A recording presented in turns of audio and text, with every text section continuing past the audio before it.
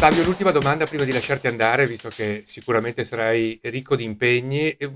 Hai qualche input da darci che possiamo dare anche ai nostri ascoltatori a casa? Quali sono, diciamo, le battaglie principali su cui tu vuoi far perno e vuoi portare in Parlamento alla Camera? Quindi su cosa tu ti batterei e su cosa punti per lasciare la tua firma e dare una certa impronta diversa?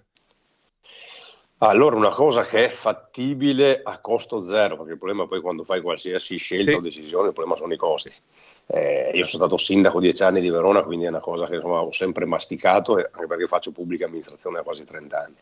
È la sburocratizzazione. Mm. Quello è un obbligo Eh sì. assoluto, va fatta davvero, perché comunque è vero che ci sono, per esempio i comuni hanno delle norme cogenti in termini anche di edilizio, di autorizzazioni, di tempi, e ragionevolmente ci stanno.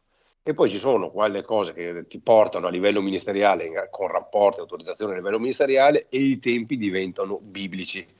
Oppure c'è un problema, per esempio, come quello delle sovrintendenze. Le sovrintendenze è vero che bisogna tutelare l'ambiente, ci vuole un'autorità preposta dallo Stato che abbia delle misure in materia architettonica, monumentale, storica, archeologica di tutela, ma non può anche neanche diventare, come talvolta avviene, non sempre, ma come talvolta avviene, un blocco totale allo sviluppo del paese o delle città.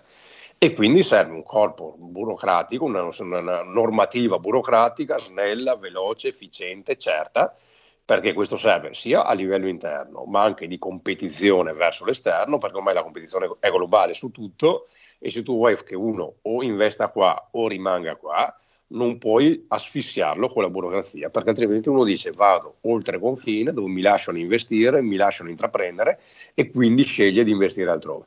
Questa è una priorità, ripeto, a costo zero, perché sburocratizzare non costa, fa risparmiare e non costa. Sarebbe un miracolo, sarebbe veramente un miracolo, questo paese ne avrebbe veramente bisogno.